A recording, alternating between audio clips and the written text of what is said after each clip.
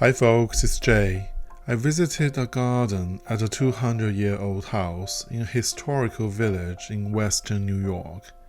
There is something incredibly dramatic in this backyard, and I was shocked by the reality how beautifully this property blends with its unique landscape. By the hands of Clint and his wife, both the house and the garden have undergone an amazing transformation and become a stunning private sanctuary. This is the Glen Falls Garden.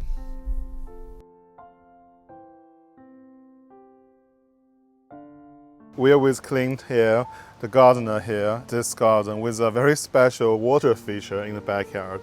So the first thing I noticed in this garden is the containers on the front porch, which has the lovely mandevilla. It's just a lovely splash of color, and you will see the pink mandevilla being used throughout Clint's garden, which really brings everything together. Tell me the main idea behind your garden. We wanted to make our garden a place of refuge for us, a relaxing place, and we wanted to do that without high maintenance. Exactly. Yeah, I mean, I cannot imagine anyone say, I want a high maintenance garden. Yeah, that's the goal. We want to enjoy the garden. Exactly. Yeah. So right next to the house, we have a beautiful dogwood tree. So it has a white flower. Yes. The white flowering dogwood right. tree. And with two of the pink hydrangea at the base. Right next to the pink hydrangea, we have another hydrangea. This looks like a pinky winky. It is. Yeah, so it's a Hydrangea Paniculata. So it flower a little bit later, but you're guaranteed to have flower because they flower on new growth. And the hibiscus will be flowering soon right next to it. So you have the dogwood flowering very early in the season. Then we have the hydrangeas throughout the summer. Then in late summer, we have the hardy hibiscus. They have very showy flower. Yeah. Do you happen to recall the color of the flower? It's also a pink. Pink. Okay. So I can tell pink is your color. Well, it's my granddaughter's color. But you do have other color in your garden. For example, the blue hydrangea is very, very striking next to a giant hosta. What is the shrub behind it? It's a quickfire. Quickfire hydrangea. Yeah, right next to a lovely dogwood. So are the two dogwood the same variety? Slightly different. One is more of a cream, one's more of a white. Recently put in the mountain laurel. The mountain laurel is a native shrub, and so it tends to stay evergreen. They are evergreen. And we're looking for separation between these two parts of the garden. I see, yeah. So we're looking at maybe 5 feet mature size. So we will either let them grow together, or else we'll take the hardiest plant and remove the other. Yeah. Is this a lilac? It is. It was planted by the previous owner underneath this tree. Yeah. But you can see the lilac can still grow even in the shade, but they'll be more happy if they can receive more sun. Yeah, these really don't flower. Okay. And you have another hydrangea here. This is a smooth hydrangea. It's different from the blue and the pink one, and also different from the paniculata. So this is hydrangea arborescens, which you can cut down every year, but still be able to get flower every summer.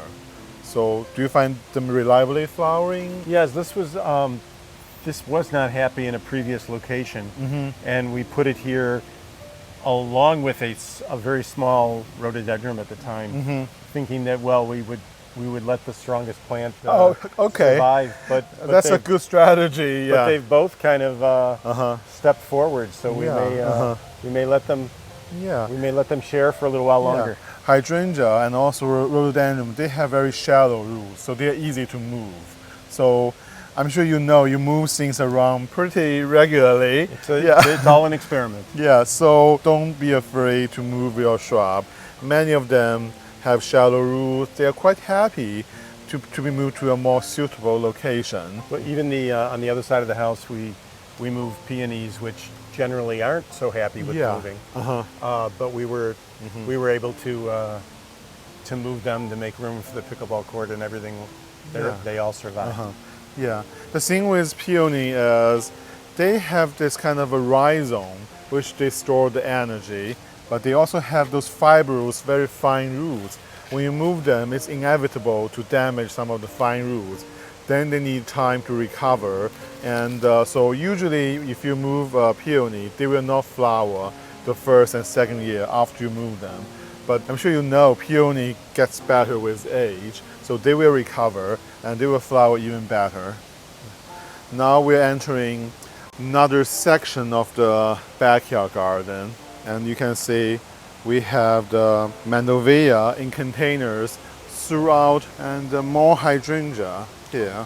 This is a very special hydrangea.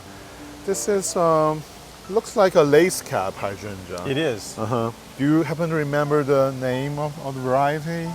Yeah, this is something new to me. Yeah. It is. So you have another one there. So let's take a look. The name is similar to a firecracker. Oh, it's okay. Yeah, look. Escapes me right now. Okay, that's fine. Look at the combination: the pink lace cap with the blue mop hat. The color is just unbelievable, especially the blue one. Yeah. Oh, you have another variety of hydrangea. Yeah, these are the lace caps. Are the common name is a cherry bomb. So that blue one is also a lace cap, but it is a very different petal on the perimeter. They have this more pointy shape. So you have quite a hydrangea collection. Continuously experimenting. Before my visit, Clint told me he has a small water feature in his garden. Here is the reveal. So now the water feature in Clint's backyard, which is the Glen Falls, which kind of cuts through the village. Look at the view, and the sound is very, very soothing. Do you hear the sound inside? No, we don't hear it in the house. Okay. Yeah. We come out here when we want to listen to it. Yeah. We can see it from the house. Exactly. Yeah. Occasionally we'll come out and there'll be kids swimming. Oh, yeah. Or jumping off the falls. Really? There are kids swimming there? Not often, but okay. Occasionally, a few times each summer. Yeah. But in the spring, when the snow was melting, it's kind of a... It's more of a roar. Yeah, I can imagine. And you see the red barn next to the waterfall. That used to be a mayor house. And that is why we have a village here in Williamsville, because we have the waterfall, then we have the mill, then we have the village. Now the village is essentially connected with the surrounding town, but this is where everything starts, the waterfall. Yeah. Our home was actually the family that owned the mill on this side of the stream. Oh, okay. Lived in the house. Wow. So this must be a very old house. The front of the house is over 200 years old. Wow, impressive. Another container with the mandevilla. Is this some type of ivy? Yeah, we love the variegated ivy. We were able to winter it in the container. Yeah. We took them into the garage, and the ivy did well, as did these. This is the bird of paradise. Yeah. Do you ever get flower on? No. Okay. No, we don't get enough light. So tell me about this area. You have an outdoor fireplace. Yeah, we kind of call this back room our cabin. It's like a rec room or a family room, and I see. And we'll have coffee out here, maybe a fire if it's spring or fall. Okay. Very nice. So the garden is for enjoyment. Exactly. So on this side, we can see you have more mandevilla. This is lemon, or yes, it is lemon. Okay. Do you bring it inside or yes? Or in the garage? In the garage. In the garage. Yeah. It does not need light in the winter. No, it was bare. It dropped all its leaves. Yeah. We're going to expand into oranges and limes as well. I like it to be low effort, but we may actually start grafting the three together. Wow, okay. That's quite a project. Yeah, you have the black lace elderberry at this corner. This can get huge. This is almost, I would say, at least 10 feet. Yeah. This was cut back to 2 feet to begin the season. The subtle yet striking elegance of this garden has left a lasting impression on me. The seemingly simple designs achieved a perfect harmony among the garden, the house, and the surrounding landscape. The gardener's spirit of experimentation shined through. I look forward to seeing Clint's citrus experiment.